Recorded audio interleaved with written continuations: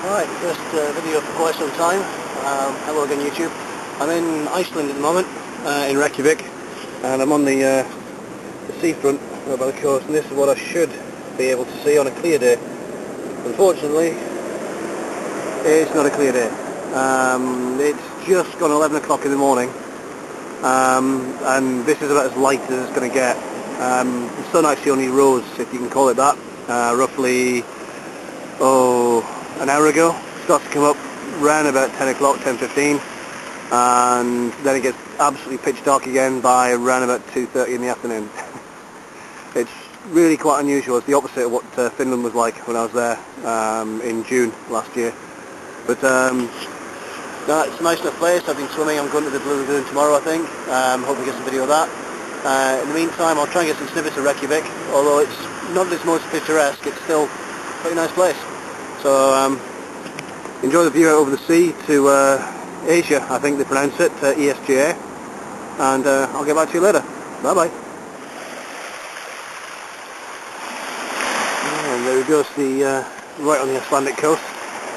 Can't really get much closer than this. I believe there actually is a beach somewhere with proper sand and everything, but it's only actually open during the summer. It's got actually heated water and everything that's pumped to it, which is quite cool. So this is what your real Icelandic beach looks like. All the rocks, if you look really close. I'm trying to avoid getting your feet wet. They're all volcanic. It sits down obviously the rest of the island, and the fact that the ground underneath is surprisingly warm, hence all the hot springs we get everywhere. So, I'm stood in a rock, as you can probably tell, because my boots leak. And I tried dipping my hand in the water before, and it certainly isn't as warm as some of the springs you get around here. Although I actually tried tasting the water. Well, Iceland's famous for it, and it's actually not that salty. It is obviously salty, it is sea water, but compared to a lot of countries I've been to, the salt's actually quite mild. So there you go, the coastline of Iceland, and I think the tide might be coming in, so I'm going to head off. Alright, let's see what we find next. Okay, at the end of this gravelly pier thing, the other side there you can see an island. I think it's called Videy, but I'm not sure exactly the pronunciation. It's V-I-D with a line through it, E-Y. I need to find that out. Which apparently is historic, and you can visit it by using the ferry, which I think is that boat over there. Not really up for it in this weather. It's a bit chilly and whatnot, but it's really nice to see. It looks like it's attached to the land, but obviously isn't. Behind it, you can see the clouds starting to lift. You can see the bottom end of some mountains there, just cut off. But it's impressive. I mean, I know people tend to come here in the summer for the the blue skies and the fantastic views, but it's just got a different kind of quality in the winter. It's just really quiet out here. Okay, I'm going to head down and see if I can walk past the Botanical Gardens, around to a mall, and yeah, I'm going to be sad. Try and find myself a KFC for lunch. Alright.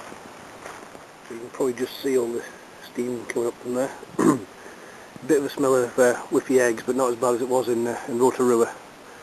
It is actually quite warm here. Surprise, surprise. I'm in the Botanical Garden, just behind me, over this fence, which you may just be able to see, just the edge of a little stadium there. That's actually the largest swimming pool in Iceland. I was there last night. You've got the spotlights and everything. It looks like a stadium, but they actually do use it for outdoor events as well. And a quick glance around.